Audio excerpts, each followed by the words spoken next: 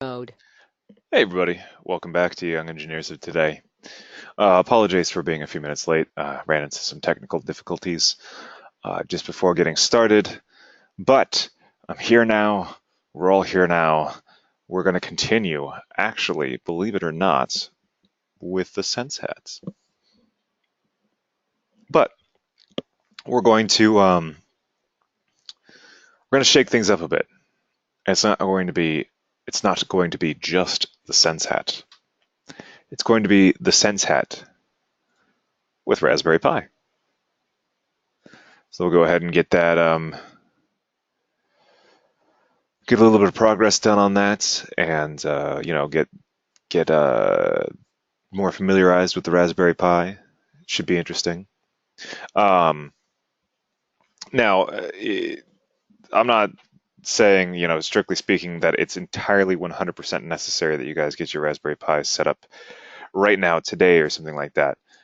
It will be easier for you guys to follow along with the presentation if you have your Raspberry Pi and SenseHat all set up. But I am, again, by no means saying that it's a requirement. And that's not like this, office space talking about pieces of flair kind of a thing. This is actually like you can always pull this video up on YouTube later when you have your Raspberry Pi all set up and everything like that.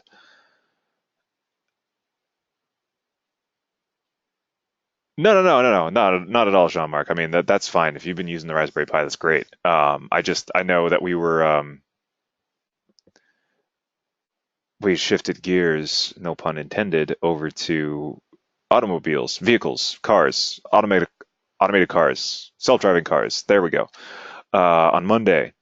So it probably would have. I mean, I don't know how Mr. Dubik presented it. Like it might have. You guys might not have known that you were going to be doing Raspberry Pi today, and might not have the necessary stuff. So that's why I was saying, if you don't have it, that's okay. That's more what I was trying to say. And yes, Mateo, we're going to be doing Raspberry Pi.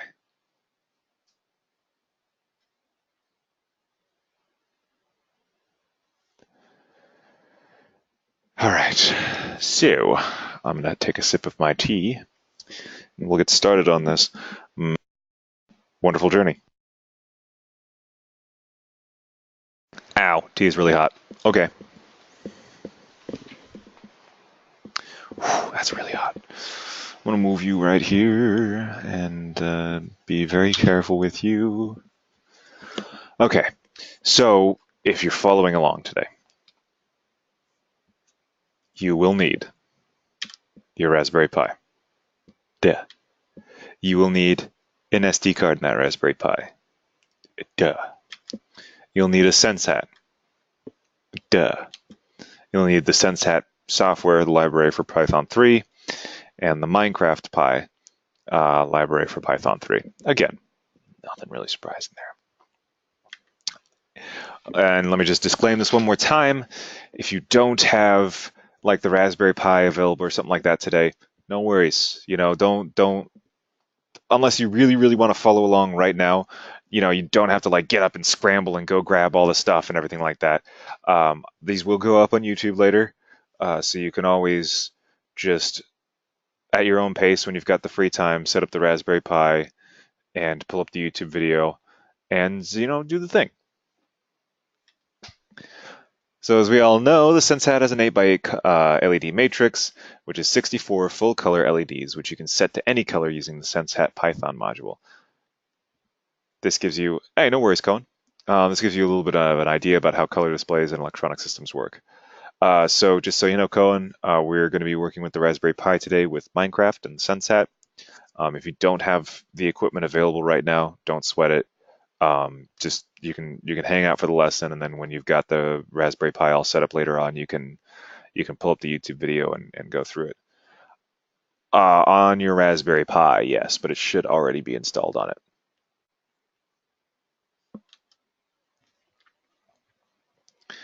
Yeah, exactly. All right, so mount the SenseHat on your Raspberry Pi and boot up the Pi, referring to the assembly instructions in the SenseHat guide if necessary. Blah blah blah. Open the terminal app from the applications menu on your blah blah blah blah blah. Okay, so in order to give you guys an idea of what you might be doing with the Raspberry Pi, I set up Type VNC with mine. So I am looking at my Raspberry Pi right now. I'm going to change it from Rode to Fjord, or maybe Raspberry Pi logo. Let's see how that one is. Oh, no, absolutely not.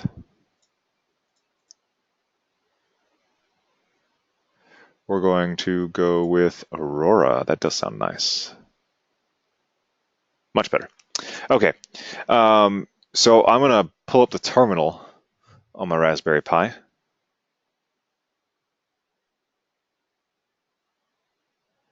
Oh, that sucks. I'm sorry to hear that. Yeah, it is a cool background. Um, well, if you are able to get if you're able to get its IP address, you can SSH into the Raspberry Pi and set up tight VNC and then connect to it using tight VNC, which is exactly what I'm doing here, um, so that you can use it on your regular computer. This is basically like a remote desktop session with my Raspberry Pi. There are a number of tutorials out there that exist on the internet that'll walk you through doing that, including SSHing, uh, creating an SSH connection to it and stuff like that, so that you can do all the things. And plus, you feel really cool when you do it. But anyway, so here I am sitting at Pi at Raspberry Pi because I connected as my Pi user, and I'm sitting in my home folder. So we've got desktop, downloads, documents, music, pictures, public, Python games, templates, and videos. You know, your standard home folder fare. But what we're going to do is we're going to make a new directory called Minecraft map. So mkdir is short for make directory, mkdir. So that's the make directory command. So I'm going to type make directory space Minecraft dash map. Oh, that's why. There we go. My keyboard just didn't want to cooperate. So mkdir space Minecraft dash map. Hit enter, and if you've done it right, you'll get basically no response back from the prompt, or the bash. You'll just get another prompt. So what I can do is I can hit ls to verify and list the contents of this directory, and I can see it right here, Minecraft dash map. Awesome. So we got Minecraft map open. Minecraft map. I'm going to move the terminal up here, up into the corner, and I'm going to open up Python 3 in programming. I'm going to make this a wee bit larger. Okay, that's as large as it's going to go. Good to know. Good to know. So now we got our Python 3.5.3 shell. Excellent. We're set to go. I'm going to open up a new file. So I'm going to hit new file. It's going to pop open with a new window for me. And here I've got my little Python text editor. So we've made a Minecraft directory, and we've opened up Python, and we've opened up an editor for a new file in Python.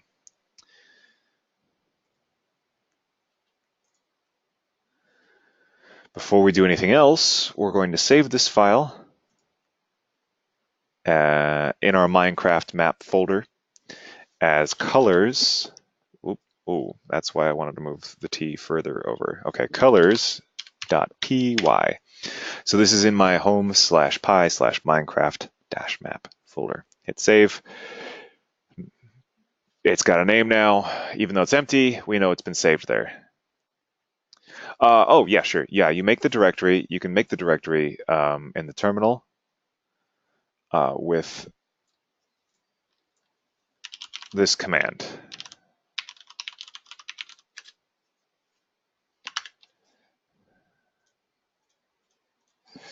Basically, it's structured like this.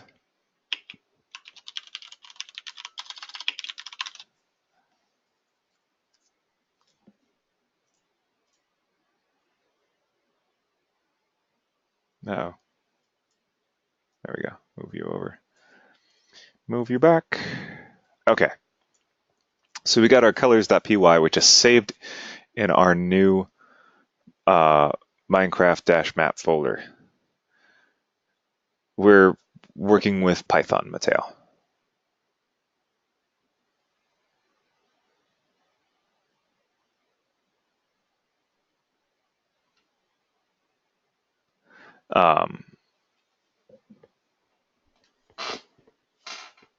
So this is going to be a mainly just a refresher with the Sense Hat. There isn't going to be anything of huge value that's going to be done here, but it will at least get us sort of comfortable with using the Sense Hat again. So I'm going to say from sense_hat import sense hat with a capital S and capital H.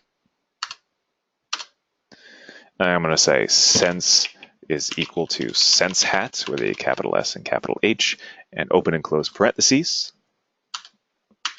And then sense.clear 255, 0, and 0. And if we hit run, it'll ask us if we want to save it again. And then it'll run. Yours ideally will not look like mine. I do not have the Sense Hat hooked up to my Pi. So it's kind of flipping out because there's no Sense Hat connected to it. But if you have a Sense Hat, you won't be, and it's talking to the Pi, you won't be running into these issues. But yeah, so sense equals sense hat, which is a new sense hat object, and then sense.clear should clear the sense hat screen, and then fill it all with a color. And the reason why it's filling it all with a color is because we put a set of RGB values inside the parentheses. If we kept the parentheses blank, it would fill it all with black, or really the darkness, no LEDs. But since we did this, each LED is going to give us full red because 255 is that maximum value. It's as high as it's going to go. So I'll give everybody a minute to just sort of get that typed up. And once you've gotten yourself situated and a little bit more comfortable again, and your Sense Hat is a screaming crazy red color, go ahead and raise your hand. Or, if you're just following along right now, you're more than welcome to just raise your hand too. I mean, you don't have to go get your Raspberry Pi all hooked up and everything like that right now, like I said.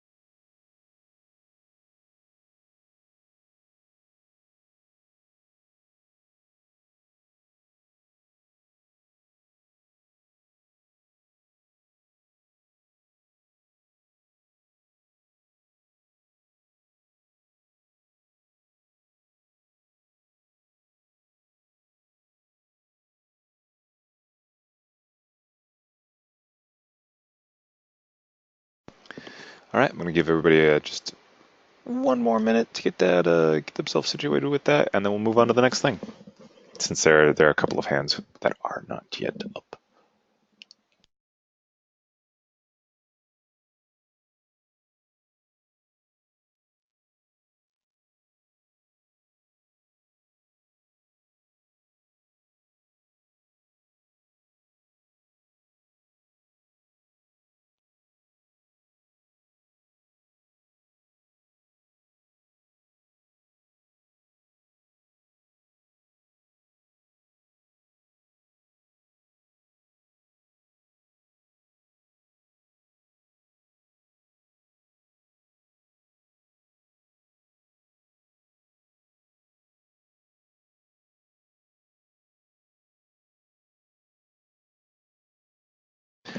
Okay, so this is all pretty introductory stuff right here. So this shouldn't be too bad. We'll go ahead and close that one.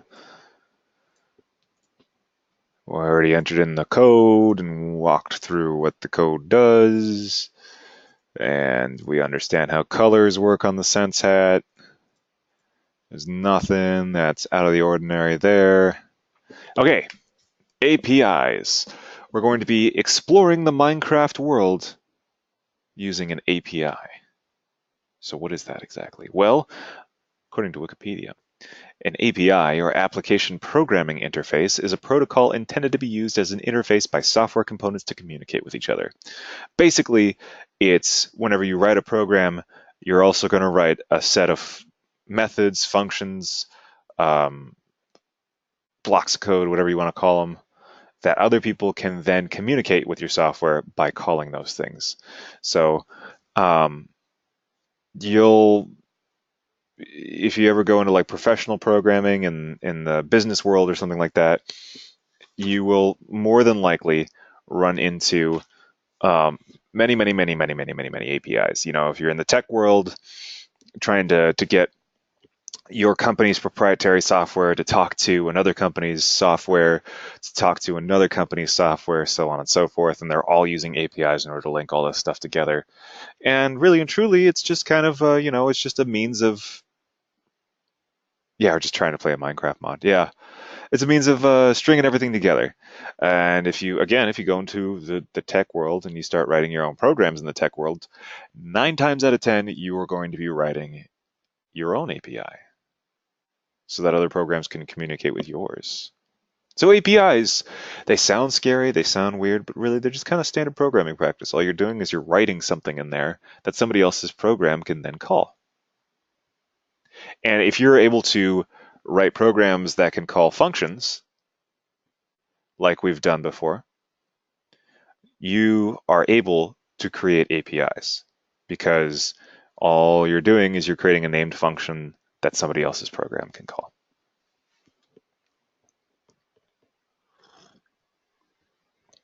So APIs provide us the tools to adapt, modify, or change a program to suit our own needs.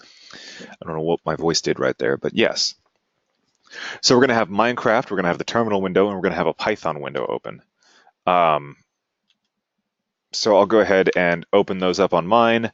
You're not going to see Minecraft on mine. There is currently a bug that exists with Minecraft and VNC, which does not allow you to see the screen. The Minecraft screen right now is just not visible. Like, I mean, the window's there, but it's just a black screen. And that's because of VNC, unfortunately. If this were running locally, natively, on my actual computer, if the Raspberry Pi right now were my actual computer, the Minecraft would look just fine. Unfortunately, we can't have everything that we want, so I wouldn't be able to teach this class if I was on the Raspberry Pi right now. So what I do instead is I ask everybody to use their imaginations, and if you're following along at home, then keep an eye out for how it performs at home, and I'll try my best to explain what's supposed to happen. All right, so we're going to open up a new Python file. So we got our new untitled Python file. Whoop. Oh, this is also very important, before I neglect to mention this. In Minecraft, you'll definitely want to start a new world. You'll want to be standing in a new world before we finish this Python up here. So go ahead and do that now. You know, start a new game, create a new world, and spawn in the newly created world, and then just come back over to Python. Because you need to be standing in a Minecraft world in order for it to communicate, the API to communicate with the Python. Clear? Clear. Yeah. All right, I'll give everybody a sec with that.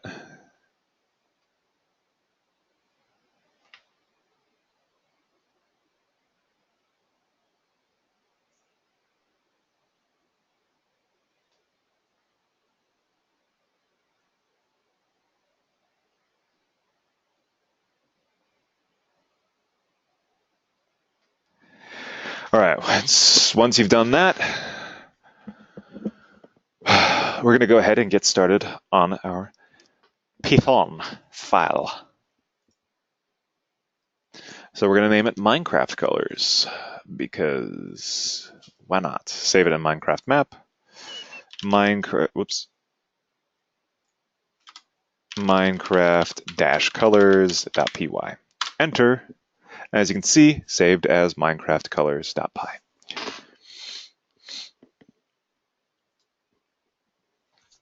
We're going to get started with this real quick. So we're going to say from sense hat import sense hat. So that's our usual one. However, we're going to do a couple of other ones. From time import sleep, which feels like a very Zen kind of a thing. I don't know.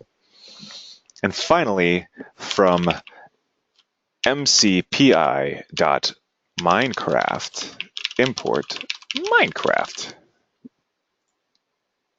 Yep. So this last one is the Minecraft API. So we're going to import from all lowercase mcpi.minecraft. We're going to import with a capital M Minecraft. And of course, from time import sleep. And I'm actually going to do this for beauty's sake. There. Now our imports are listed in descending order length descending order.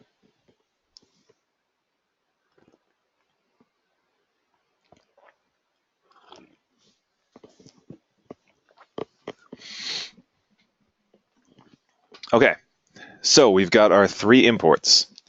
Now we got to do something with those imports. We're going to create a couple of new objects. So sense is equal to sense hat. This is something that everybody's already familiar with. Super straightforward. So sense is equal to sense hat. Oh, interesting. Cool. Okay.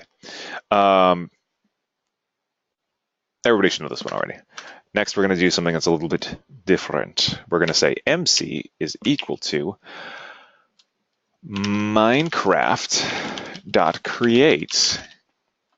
So again, with a capital M, Minecraft, and then a dot and create with parentheses. So we've got sense is equal to sensehat and MC is equal to Minecraft.create.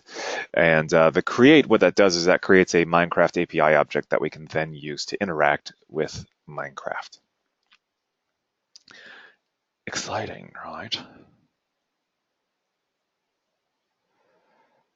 Super duper so. At least I feel like it is. It's kind of cool actually once you get a little bit more into it, and then you start getting more comfortable with programming, and then you start modding games and stuff like that.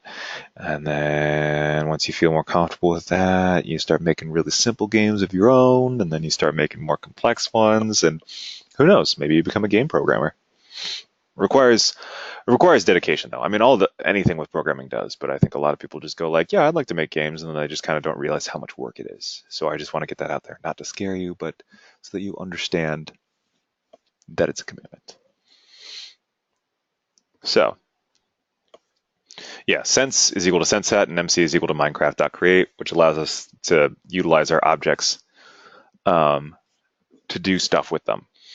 So Minecraft.create, what we're going to do is we're going to say MC dot, what's the command? Post to chat. Post to chat, hello Minecraft world, and sense dot clear 0, 255 and 0. So those are the two lines that actually do something in this code. Everything else is set up for these 2 lines, which seems like kind of a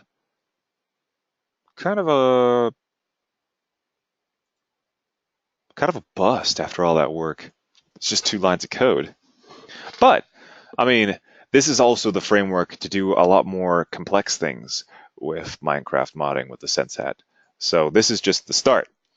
Anything else that we do is going to be utilizing these 5 lines of code as well. So, based on just the kind of what the code looks like, what do you guys think it's supposed to do?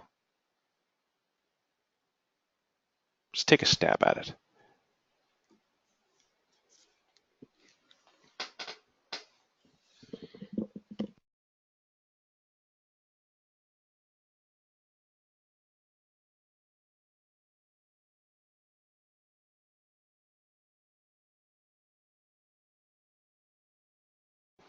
Okay, yeah. So you guys, yeah, you definitely, it's going to put the text into the chat, and it's not going to turn the sense hat blue. Yeah, yeah, it's going to make the sense hat green. Exactly, exactly. So this way we can tell we've got sort of confirmation in a couple of ways that the code works. Maybe our post to chat doesn't work exactly like we want it to, so we don't get the printout to the chat screen. However, the sense hat turns green so that we know that our code is actually running. It's just something wrong with our post to chat call. Maybe we get something in the post to chat, but the sense hat doesn't turn a different color. So maybe we got to look at our sense.clear and figure out what we've done wrong there. But we know that it works because we got it in Minecraft. Anyway, I'm going to save it and I'm going to run it. And it's not going to run nicely with me because I don't have a sense hat yet again. But you guys at home can run it. Check out your Minecraft. And again, assuming you still have the world running, you should see a little blurb appear in the old chatty box, like so.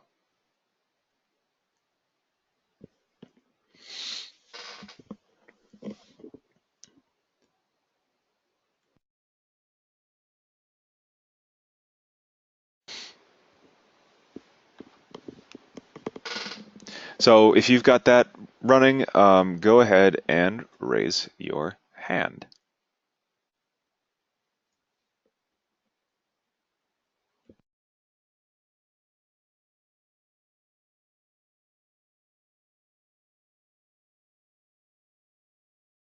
All right, a number of hands went up pretty quickly. Cool. Still got a couple more. No rush. Just want to make sure everybody's on the same page. I'm going to bring the code back up again. It's this back here.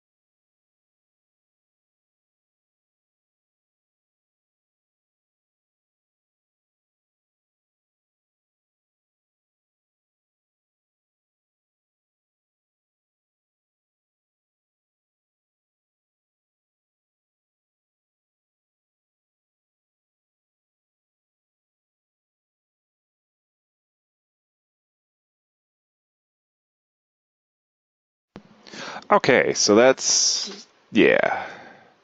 All right, so let's take a look at what else we can do here. So now that you've got it showing the thing and you got your sense hat all green and stuff like that, we're going to get rid of those two lines.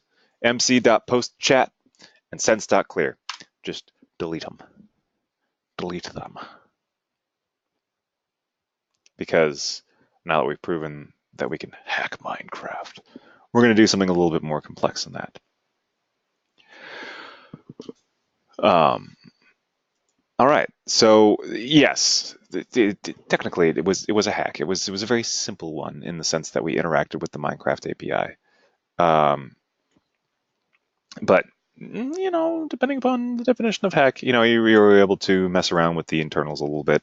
This is not hacking in the sense that, like, now you've got access to the Pentagon, but like, hacking in the sense of, oh, I taped a bottle rocket to an RC car, and now it's a rocket ship, kind of a hacking.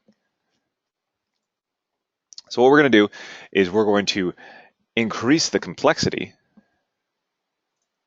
of our code.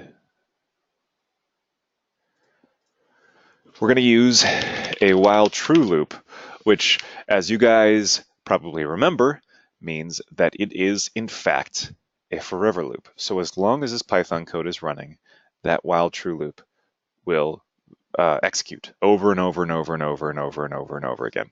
So let's see what we do with that.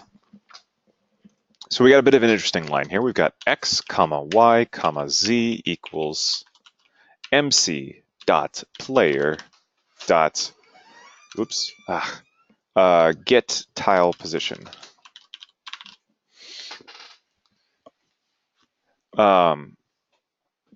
As you can probably imagine, this is the get tile position.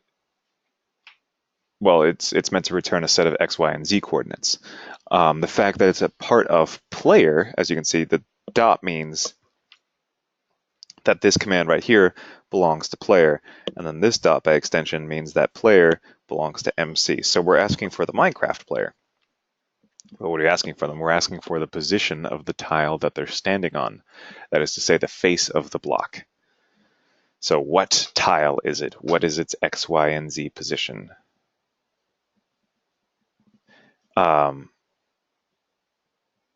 since that function returns not just one value, but three, we have to give it three variables to take that. So X, Y, and Z are going to take the X, Y, and Z coordinates as the result of this by extension. So cool. Now we've got that. Now we need to get the block at those coordinates. So we can say block is equal to mc.getBlock.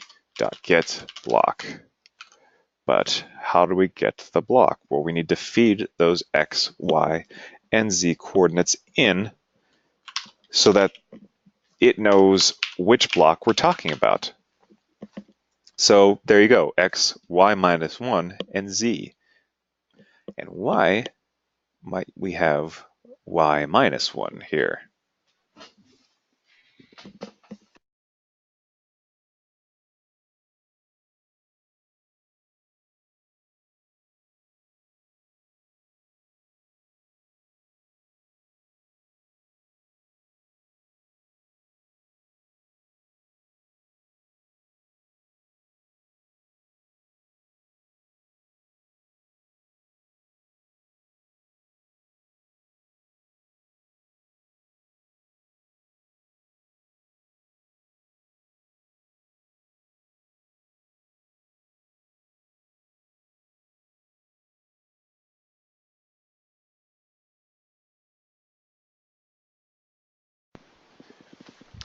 So yes, so it is the block at the player's feet. Exactly, it's the block that they're standing on.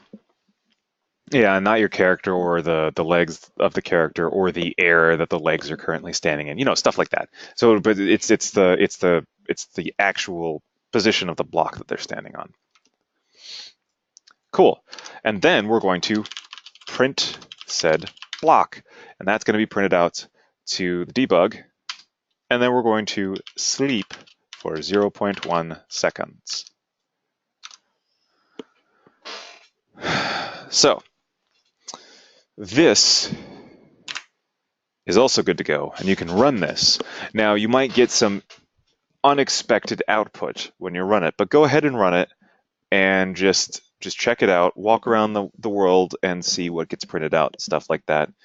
And once you feel pretty satisfied with that, go ahead and raise your hand.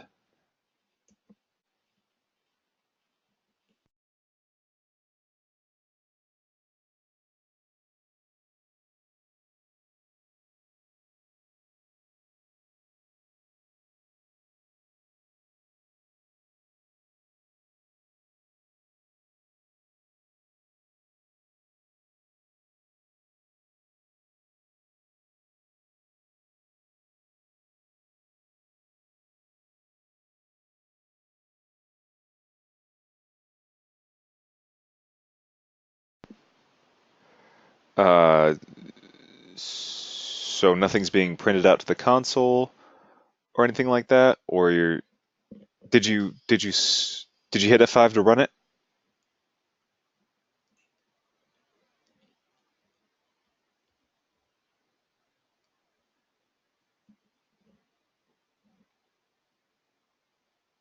That's a silly question, but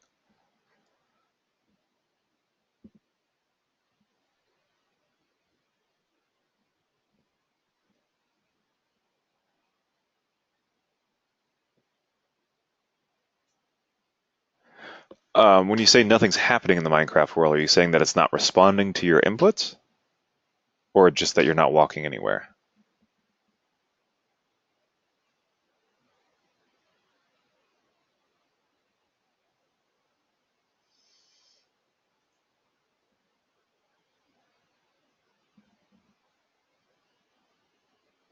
Okay, sorry, you got to be a little bit more specific than nothing happens. When you say nothing happens, are you not moving, or is it not printing out anything differently? No, it's all good. I just, you want to be as like as explicit as possible because I can't see your screen.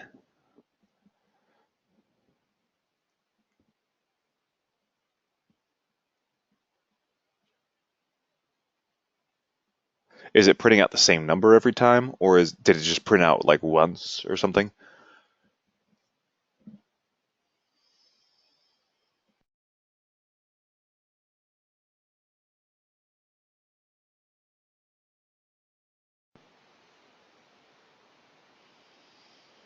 Okay, so it will be printing out a single integer, whether it's 0 or 1 or 2 or 3 or 10 or something like that, over and over and over again.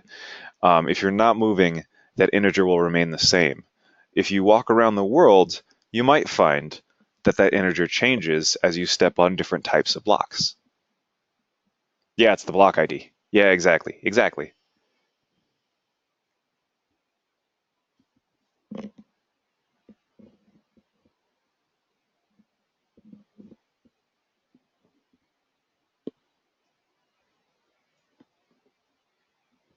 Yeah, I was going to get there.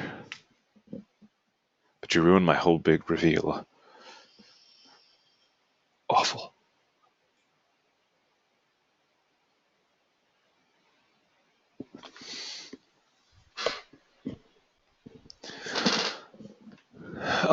But yeah, so yeah, just again, once you feel pretty satisfied with how it operates and everything like that, go ahead and raise your hand.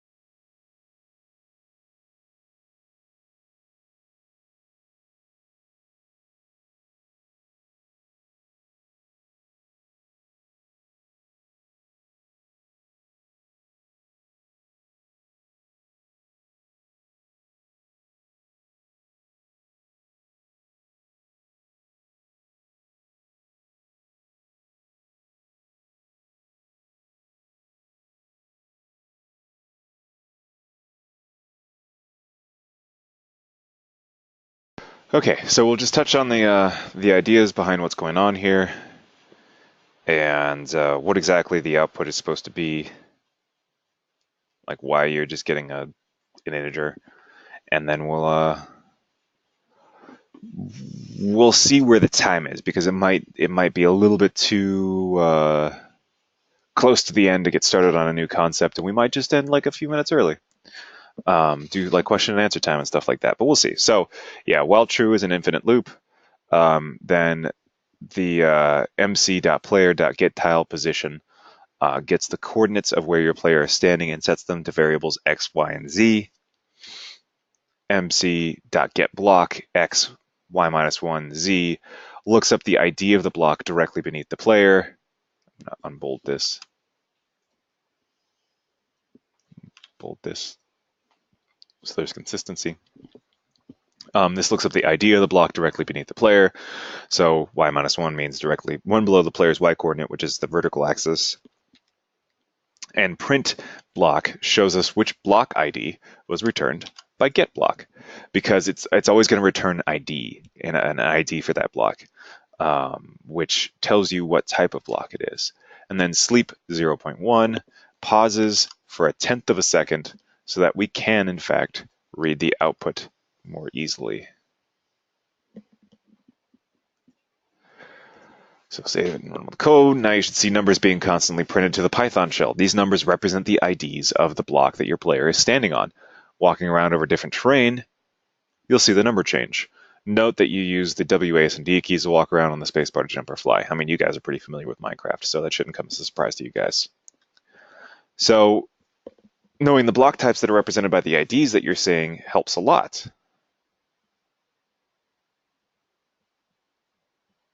So the ID is based on the type of block. The reason why a block might have an ID over 200 might be because even though there are only 104 types of blocks, they might reserve IDs for specific instances or faces on blocks. Just to hazard a guess, they could be items. The items could have IDs as well in order to exist in the world. There could be... It's an excellent question, though, but those are just things that occur off the top of my head.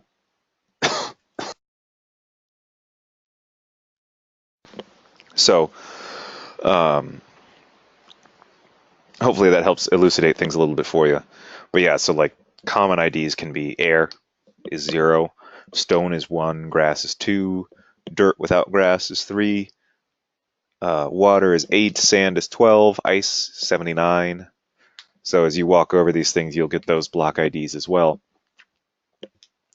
And this is just to give a little peek under the hood. This is because if I were to hazard a guess, Minecraft follows a design philosophy that instances these blocks once and then copies them across the world, and the only thing that changes is their coordinates and sort of like whether or not they exist. But when you get a coordinate in the world, an X, Y, and Z coordinate, and the game returns an ID, then the game knows which block to render there. So that's how you get like rolling hills and stuff like that. It's just a set of coordinates with IDs that are then rendered to you, the player, so that they look like a Minecraft world.